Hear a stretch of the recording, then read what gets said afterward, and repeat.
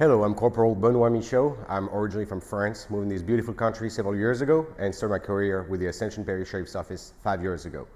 I've been lucky enough a couple of weeks ago to do a little ride along with the embassy from New Orleans, where we were able to share our work that we do every day on the streets. I was very glad to share the experience with my friends and family from France, and today we're going to be able to share with you all from Ascension Parish. I hope you're going to enjoy it, and for people who don't speak my native language, it's going to be subtitled for you guys.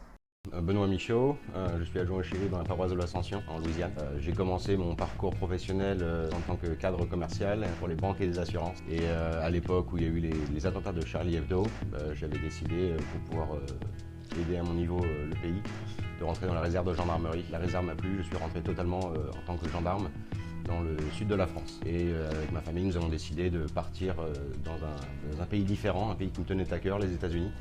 Et par chance, j'ai pu rencontrer le shérif de la paroisse de l'Ascension, shérif Bobby Weber, qui m'a donné l'opportunité d'intégrer son équipe. La relation avec les gens en fait est très différente aussi par une histoire de différence de culture, des différences de criminalité aussi.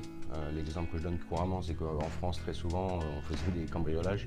Ici en 5 ans j'ai dû en faire que 2. Maintenant le revers de la médaille, on a plus de drogue dure notamment que ce qu'on peut trouver en France.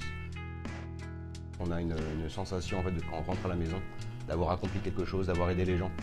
Et mon objectif en fait tous les mois, c'est de me dire, voilà, de me rappeler 2 personnes, au moins 2 personnes que j'ai pu aider et sur lesquelles j'ai pu me dire, bah, j'ai pu changer leur vie. Ça peut être sur des situations d'overdose, des violences conjugales ou quoi que ce soit. On essaie de se rattraper aux bonnes mémoires qu'on a sur certains appels. Et puis les mauvaises interventions, on s'en sert comme expérience. Tout d'abord, en fait, j'ai pensé que mon accent allait être un obstacle, un frein. Et au final, je me suis aperçu que pas du tout. Les Américains sont très ouverts d'esprit là-dessus. Et qu'avant tout, il y a une sorte d'étonnement en se demandant d'où je viens. Et en fait, ça me permet de briser la glace avec les gens.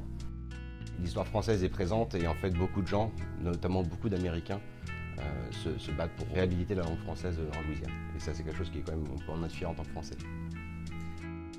Oui, j'ai une histoire. Un dimanche à la messe, je reçois un coup de téléphone d'un collègue.